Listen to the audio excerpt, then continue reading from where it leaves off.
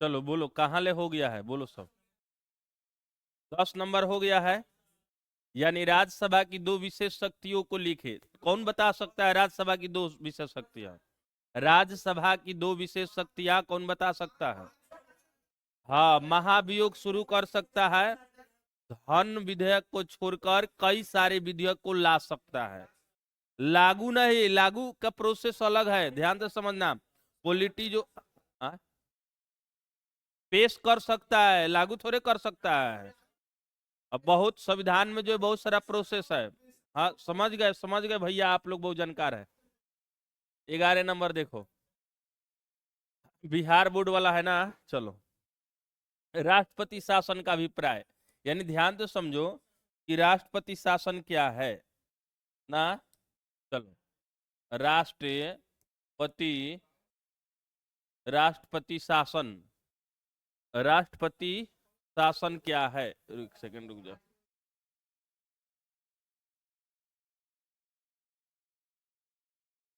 राष्ट्रपति शासन, समझना, राष्ट्रपति शासन से बहुत इंपॉर्टेंट क्वेश्चन है, कई बार पूछा हुआ है। देखो, राष्ट्रपति शासन जो है, कहने का अर्थ है यह कब लगाया जाता है। तो यह उस कंडीशन में, राष्ट्रपति शासन का मतलब होता है राज्य सरकार का शासन खत्म करके सीधा केंद्र सरकार का नियंत्रण। न समझा? राष्ट्रपति शासन का मतलब होता है जे सीधा जो है, जैसे नीतीश कुमार जी हैं बिहार के मुख्यमंत्री, तो इनको निलंबित कर दिया जाएगा, इस सरकार को ही निलंबित कर दिया जाएगा, समझे ना। और इस पर बिहार का मेन मालिक हो जाएगा केंद्र सरकार। कौन से? केंद्र सरकार। और केंद्र सरकार जो है इसको चलाएगी। मतलब कहने का अर्थ है कि राज्यपाल यहाँ का मेन बन जाएगा, मतलब राज्यपाल जो होते हैं वही राज्य के मुख्य हेड बन जाएंगे, उन्हीं के नियंत्रण में पूरा राज्य का देखरेख चलेगा। और इसी को कहा जाता है राष्ट्रपति शासन। अर्थात राज्य के मतलब जो निलंबित कर दिया जाए उसके सरकार को, और स्वयं मतलब राष्ट्रपति द्वारा यानी केंद्र सरकार द्वारा इसका नियंत्रण होना शुरू हो जाए, तो वह राष्ट्रपति शासन है। और यह कब लगता है? जब जब ध्यान से समझो, राष्ट्रपति शासन जब कोई सरकार संवैधानिक अनुसार से काम नहीं करे, संविधान का उल्लंघन करे, या कोई मतलब जो है मतलब सरकार गठन नहीं हो सकता है, उस कंडीशन में जो है राष्ट्रपति शासन लगता है। दूगो ध्यान से रखना। कौन सी? एक, संवैधानिक नियम से नहीं चलता है, मतलब कोई सरकार संविधान का उल्लंघन कर रहा है, उसके कानूनों को नहीं मान रहा है। या दूसरा कंडीशन कौन सी है? या सरकार का गठन नहीं हो पाया, जैसे सीट कम पड़ गया, चाहे कोई अल्टर हो गया उसमें, मैंने सरकारें नहीं बन पा रहा है, तो उस समय कौन सी लग जाएगा? राष्ट्रपति शासन। और जैसे मान के चलो जैसे 10 गो नेता लोग हैं, 10 गो पार्टी है, एक पार्टी को 10 गो 20 गो 50 गो 100 गो ऐसे मिला, बहुमत किसी को नहीं मिल रहा है, कोई अलायंस भी करना नहीं चाह रहा है, तो उस कंडीशन में भी राष्ट्रपति शासन लागू हो सकता है। ना समझे? तो इसी को देखिए, राष्ट्रपति जो शासन है वह संविधान के जो है अनुच्छेद, संविधान के जो है अनुच्छेद 356 में इसकी चर्चा है। 356 में, 356 के तहत जो है राष्ट्रपति लगता है। और यह कब लगेगा? जब सरकार जो है, राज्य सरकार राज्य सरकार जो है निलंबित हो जाए, सरकार जो है संविधान अनुसार काम नहीं करे, संविधान संविधान के अनुसार अनुसार अनुसार कार्य नहीं करे, कार्य नहीं करे, इसी कंडीशन में यह लगता है। इसमें जो है राज्यपाल जो होते हैं, राज्यपाल, इसमें सीधा केंद्र का नियंत्रण हो जाता है। ऐसे लिख लो कि इसमें जो है सीधा सीधा केंद्र केंद्र का नियंत्रण हो जाता है, नियंत्रण। और इसमें जो है यह राज्यपाल के सलाह से होता है, राज्यपाल जो है, यानी राज्यपाल जो है, राज्यपाल यही शासन करते हैं, राज्यपाल शासन करते हैं, शासन करते हैं राज्यपाल। ध्यान से समझिएगा, जो राज्यपाल होता है राज्य का, वही जो है इसमें मुख्य होगा और यही जो है राज करेंगे। यानी समझ आ गया राष्ट्रपति शासन क्या है। राष्ट्रपति शासन कोई पूछे तो सीधा कहना, यह सरकार का गठन नहीं हो पाए, ये लिखिएगा, सरकार सरकार का गठन नहीं हो पाए, गठन नहीं होने पर भी लागू हो सकता है, होने पर भी लागू हो सकता है। अब जैसे सब अपने दल अपने में झगड़ा कर लिया, कोनो चलाने के लिए एलन, तो राज्य खाली थोड़े छूटेगा जी, इसको तो चलाना ना है, तो इस कंडीशन में भी लागू हो सकता है। तो कहेगा राष्ट्रपति शासन क्या है, तो कहिएगा यह संविधान के अनुच्छेद 356 के तहत राष्ट्रपति शासन मतलब लागू किया जाता है, और यह तब लागू होता है जब राज्य सरकार संविधान के अनुसार कार्य नहीं करे, या संविधान का उल्लंघन करने लगे, कानून को नहीं माने, या राज्यपाल जो है राज्यपाल कर रहे मतलब सरकार का गठन नहीं होने की स्थिति में इसको राष्ट्रपति शासन लागू कराया जाता है। और राष्ट्रपति शासन में सीधा राज्य पर केंद्र सरकार का नियंत्रण होता है, और राज्यपाल जो है मुख्य रूप से मतलब शासन प्रशासन का कार्य करते हैं। नहीं समझ आया, एक लाइन में समझ जाओ। पूछेगा राष्ट्रपति शासन क्या है, तो लिखेगा कि राज्य सरकार को निलंबित करे, सीधा केंद्र का मतलब है शासन लागू करना राष्ट्रपति शासन कहलाता है। और राष्ट्रपति शासन जो है संविधान के अनुच्छेद 356 के तहत लागू होता है, और यह राष्ट्रपति शासन में राज्यपाल राज्य का प्रमुख हेड हो जाते हैं। बस हो गया, काम खत्म। नहीं समझा? अरे समझ आया कि नहीं आया? तो बोलो सब ना। चलो आगे बढ़े हम, चलो। अब इसमें बोलो, ये है राजनीतिक अपराधीकरण क्या है। राजनीतिक अपराधीकरण, तो देखिएगा राजनीतिक अपराधीकरण का मकसद है कि देखिए राजनीतिक पार्टियां जो है किसी अपराधी को जो है अपने आप पर सर्व देने लगे, मतलब उसको संरक्षण देने लगे, या उसको चुनाव में खड़ा करा दे, या जीतने के बाद किसी आपराधिक व्यक्ति को जो है मतलब मेन आदमी चुन दे, यानी सरकार में हिस्सा बना ले, तो इसी को जो कहा जाता है राजनीतिक के अपराधीकरण, राजनीतिक अपराधीकरण। राजनीतिक अपराधीकरण का मतलब सीधा एक सेकेंड में आप समझिएगा कि राजनीतिक पार्टियों द्वारा किसी आपराधिक व्यक्ति को पर सर्वे देना यानी संरक्षण करना, या उसको चुनाव में टिकट देना, या चुनाव के बाद उसको जो है किसी चीज के लिए मतलब उसको हेड बनाना यानी सत्ता में भागीदारी देना, यही राजनीतिकरण कहलाता है। मतलब जो है राजनीतिकरण कर रहे हैं, राजनीतिक के अपराधीकरण कहलाता है। या राजनीति में जो है दल बल के मतलब बदौलत जो है डरा धमका कर वोट लेना, यह राजनीतिक के अपराधीकरण है। मतलब कोई भी डरा धमका कर यदि आप वोट ले रहे हैं, गलत आदमी को राजनीति में रखकर उसको टिकट दे रहे हैं, या किसी व्यक्ति को जीतने के बाद जो बहुत बड़ा अपराध, मान लो कोई रोज मर्डर करता है और उसी को तुम मेन एथी में रख दिया, मैंने फ्रंट पे रख दिया कि यही हमारा मुख्यमंत्री होगा, तो यही जो है कौन सी होगा, राजनीतिक आपराधिक। तो इसी को लिखिएगा राजनीतिक के, हाँ 12 नंबर लिखिए, राजनीतिक के अपराधीकरण, अपराधीकरण।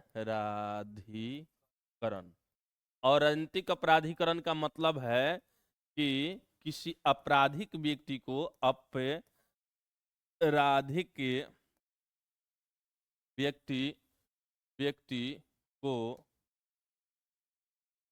व्यक्ति को राजनीतिक पार्टी द्वारा राजनीतिक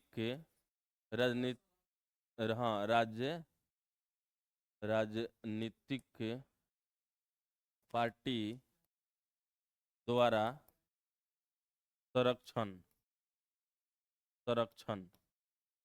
संरक्षण देना, या टिकट देना, सत्ता में देना, सत्ता देना, दल बल के साथ चुनाव कराना, दल बल के साथ जो है बल के साथ चुनाव कराना, मतलब जो है चुनाव कराना, ये जो है राजनीति के अपराधीकरण है। न समझ आया? राजनीतिक अपराधीकरण क्या है, तो कहिएगा किसी राजनीतिक पार्टी द्वारा आपराधिक व्यक्ति को संरक्षण देना, टिकट देना या सत्ता देना जो है अपराधीकरण कहलाता है, राजनीतिक अपराधीकरण कहलाता है। और यह इसमें दल बल के साथ कोई व्यक्ति चुनाव करवाता है तो वह भी राजनीतिक अपराधीकरण।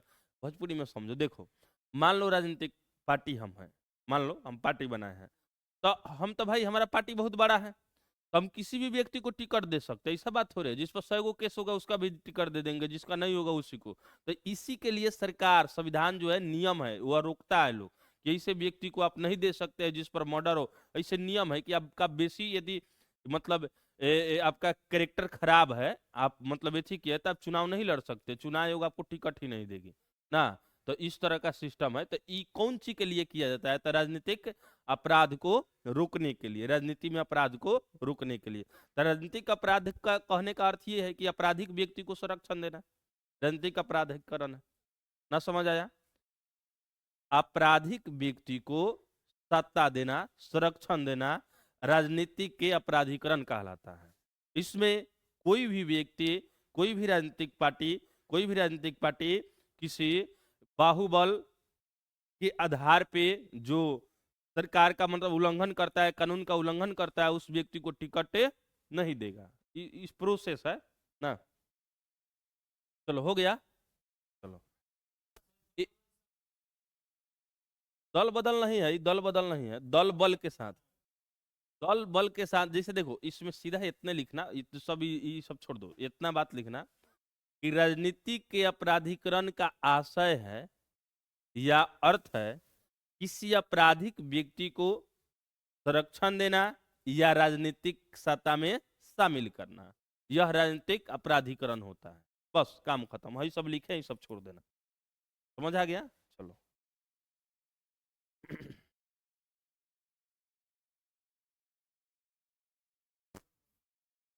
अब बोलो, अब कौन सी आ गया?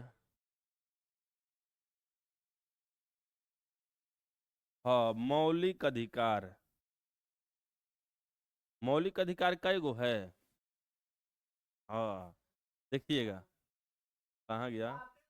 13 नंबर, ई 13 नंबर, मौलिक अधिकार। देखिए ध्यान तो समझिएगा, मौलिक अधिकार का मतलब है कि मूल अधिकार, इसी को मूल अधिकार भी कहा जाता है, मौलिक अधिकार भी कहिए। तो मौलिक अधिकार जो है आपका 14 से लेकर, अनुच्छेद जो है आर्टिकल 14 से लेकर 35 तक है। कै तक है? 35 तक, 35 तक ना है? 12 से 35 है? 14? हाँ वही ना, तो वहीं से तो शुरुआत है, 12 से 35। तो इसको 12 से 35 कर लो, देख ना लो, देख लो।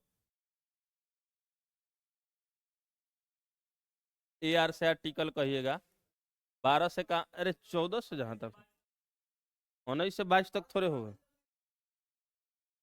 ठीक है भैया, हम भी देख लेते हैं। हाँ, भाग 3 के 12 से।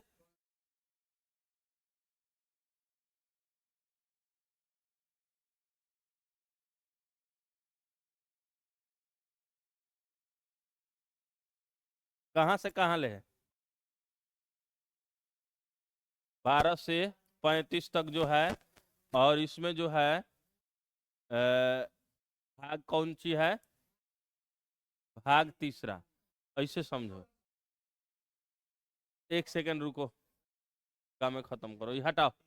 मौलिक अधिकार का मतलब समझो, यहाँ पे हम लोग का 2 नंबरिया करना है, 20 नंबरिया नहीं करना है। चलो, मौलिक अधिकार क्या है? तो देखो, संविधान में भारतीय नागरिकों को अधिकार दिए गए, जो भारत के नागरिक है उसे कुछ मतलब ये अधिकार दिए गए हैं, और यही अधिकार मौलिक अधिकार, मतलब भारत के नागरिकों को मूल अधिकार प्रदान करना मौलिक अधिकार कहलाता है। और मौलिक अधिकार भाग 3 में आता है।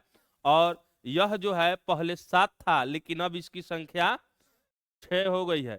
स्वतंत्रता का अधिकार, समानता का अधिकार, स्वतंत्रता का अधिकार, शोषण के विरुद्ध अधिकार, धार्मिक स्वतंत्रता का अधिकार, सांस्कृतिक का अधिकार, संवैधानिक स्वतंत्रता का अधिकार, ये सब जो है इस संविधान के मतलब तहत आता है। मतलब इस सब इस प्रकार का जो है संपत्ति का अधिकार को हटा दिया गया है। इसी को कहिएगा कि भारतीय नागरिकों, यानी ध्यान तो समझिएगा, भारतीय नागरिक को मूल भारतीय नागरिक के मूल अधिकार को भारतीय नागरिक के मूल अधिकार को भारतीय नागरिक के लिखिएगा नागरिक के मूल अधिकार अधिकार को मौलिक अधिकार कहा जाता है। कौन सी मौलिक अधिकार कहा जाता है। और इसकी संख्या ध्यान समझिएगा, इसकी जो संख्या है, संख्या कहिएगा 6 है। पहले लेकिन 7 था, पहले जो था मूल संविधान में यह 7 था। इसमें संपत्ति का अधिकार को निकाल लिया गया है। और इसमें जो है एक में समानता का अधिकार, समानता का अधिकार, अधिकार स्वतंत्रता का अधिकार, स्वतंत्रता का अधिकार, अधिकार शोषण के विरुद्ध अधिकार, शोषण के विरुद्ध विरुद्ध अधिकार, अधिकार धार्मिक स्वतंत्रता का अधिकार, धार्मिक स्वतंत्रता, स्वतंत्रता का अधिकार। ऐसे 6 गो है, 4 गो लिख दिया ठीक। हाँ हाँ, इसमें 2 गो लिखना, हम 4 गो लिख दिया, कोई दिक्कत नहीं है। मौलिक अधिकार क्या है तो ध्यान तो समझो कि भारतीय नागरिकों का मूल अधिकार, भारत के नागरिक के मूल अधिकार को मौलिक अधिकार कहा जाता है। और मौलिक अधिकार पहले 3 गो था, 7 गो था, लेकिन अब इसकी संख्या 6 गो है। संपत्ति के अधिकार को हटा दिया गया है, इसीलिए अब यह 6 गो बचा है। और मौलिक अधिकार में जैसे देखिए समानता का अधिकार है, समानता का अधिकार देखिए बहुत ज्यादा इस संविधान का समझो नागरिक के लिए यह आत्मा है, समझो लोगों के लिए कौन सी है, आत्मा है। यह भारत के नागरिक का आत्मा है ये पूरा, ध्यान तो समझो। समानता का अधिकार का मतलब है कि सभी को समान अधिकार मिले। जैसे अब ये रोड है तो कोई धनिक आदमी कहे नहीं इस पर हम जाएंगे, तुम सब नहीं जाओ, तुम गरीब है। जात के नाम पर, धर्म के नाम पर, लिंग के आधार पर, भाषा के आधार पर या किसी भी आधार पर आप चाहेंगे कि ये अलग करना, तो यह गलत है। इसी को कहा जाता है समानता। स्वतंत्रता का अधिकार मतलब होता है खाने पीने, घूमने, रहने, सहने, कहीं जमीन खरीदने, स्वतंत्रता का अधिकार है। रोजगार, रोजगार शोषण के विरुद्ध अधिकार जो है, जैसे सरकार आपको पकड़ ली, पुलिस पकड़ ली, तो उसमें भी आपको अधिकार है जानने का कि कौन चीज हम किए हैं, जो आप पकड़े हैं, ये सब बताना होता होता है। धार्मिक स्वतंत्रता का अधिकार, आप धार्मिक रूप से जो भी चीज को माने आपकी थी है, इसी को स्वतंत्रता का अधिकार कहा गया। हो गया काम खत्म। हाँ चलो। हाँ इसमें देखो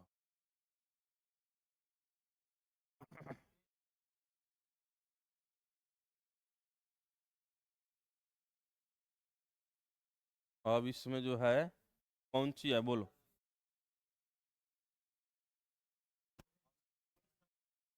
अवसर की समानता से क्या समझते हैं? अवसर की समानता याद नहीं है? ये कहाँ से आ गया जी? हम तो इसको लाए ही नहीं है, ये अपने से आ गया।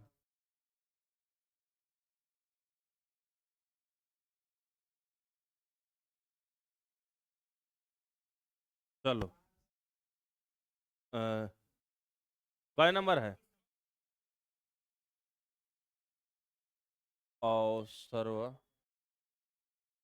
अवसरों की समानता, ध्यान तो समझिएगा, अरे समझो इसको। अवसर की समानता का अधिकार का तात्पर्य है कि किसी भी व्यक्ति के साथ जाति, धर्म, लिंग, भाषा आदि के आधार पर भेदभाव नहीं करना। सभी को सरकारी सरकारी क्षेत्रों में समान अधिकार हो। सार्वजनिक क्षेत्रों में रोजगार की, आवास की, शिक्षा की, आने जाने, घूमने फिरने, खाने पीने, सभी को अधिकार हो। इसी को कहा जाता है समानता का अधिकार। अवसर की समानता, अवसर की समानता रोजगार, रोजगार से संबंधित लिख लेना। अवसर मतलब सभी को लिखिएगा।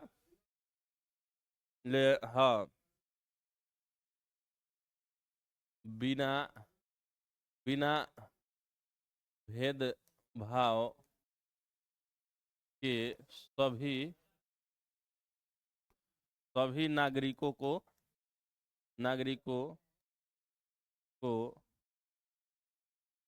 समान अवसर और समान अवसर प्रदान करना कौन सी के, तो बोलो शिक्षा नौकरी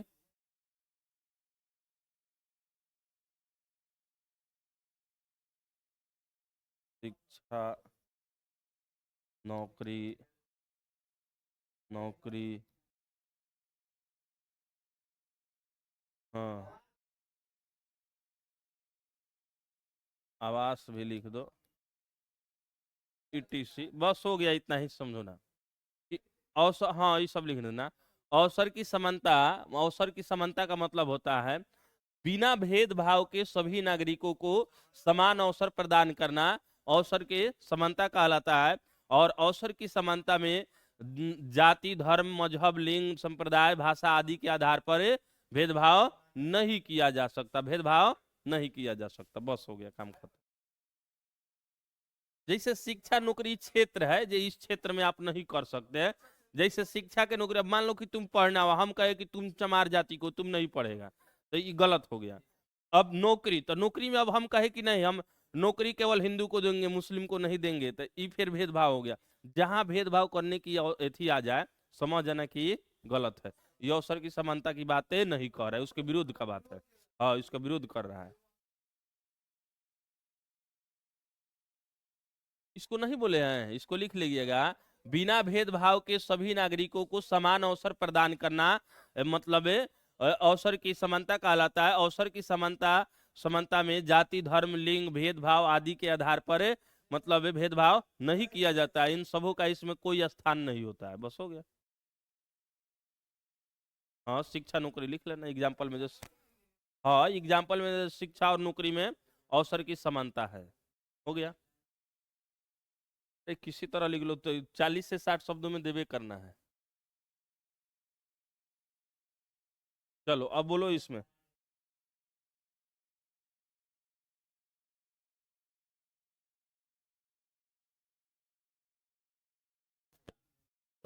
संविधान के दर्शन का क्या अर्थ है? 15 नंबर।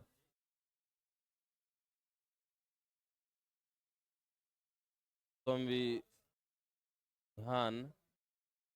लिखिएगा, संविधान के दर्शन का अधिकार, संविधान के दर्शन। देखो, संविधान के दर्शन का अधिकार ध्यान से समझो, तो ये जो है संविधान के दर्शन का क्या अर्थ है, तो संविधान के प्रस्तावना को हो संविधान का दर्शन कहा जाता है। बस हो गया, काम खत्म। है ना, समझा? लिखिएगा, संविधान संविधान के प्रस्तावना प्रस्तावना प्रस्तावना को संविधान का दर्शन कहा जाता है। और इसमें इसमें इसमें लिखे गए लिखे गए लिखे गए बातें संविधान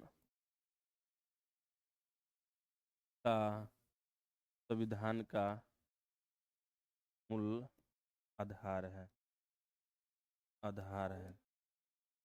ध्यान से समझो, समझो इसमें संविधान के दर्शन, तब देखिएगा कि संविधान के प्रस्तावना को ही संविधान का दर्शन कहा जाता है। यानी यह कुंजी है, आधार है, और इसमें लिखे गए सभी बातें जो है, सभी बातें जो है संविधान का मूल आधार कहलाता है। जिसे हम भारत के लोग, भारत को ऐसे कहा जाता है ना, मतलब हाँ अखंडता, समानता, ये सब हावी जावी जो भी है, तो ये जितना है इसी को कहा जाता है, कौन सी कहा जाता है कि संविधान का दर्शन। यानी संविधान के प्रस्तावना को ही संविधान का दर्शन कहा जाता है। यानी देखो, जैसे ध्यान से समझो, मान लो कि तुम कोई धर्म से हो, ठीक है, हिंदू हो या मुस्लिम हो या ईसाई हो, तो हम पूछे तुम्हारे धर्म में क्या क्या होता है, तो तुम अब सभी थोड़े लिया मतलब तू अपना गीता लिया है, रामायण लिया है, कुरान लिया है, बाइबिल लिया, सब लगे बताने की जो हाँ ये हुआ है।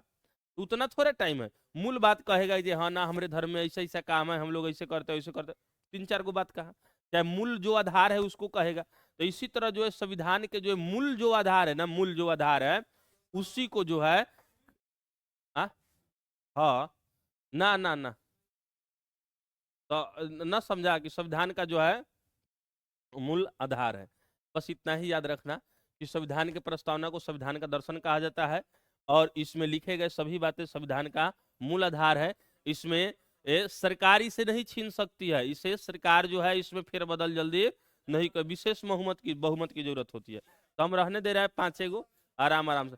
देखो अब देखो कितना किसी को दिक्कत हो रहा है कि सर 5-5 गो हो रहा है, हम बता दे रहे हैं समझ लो।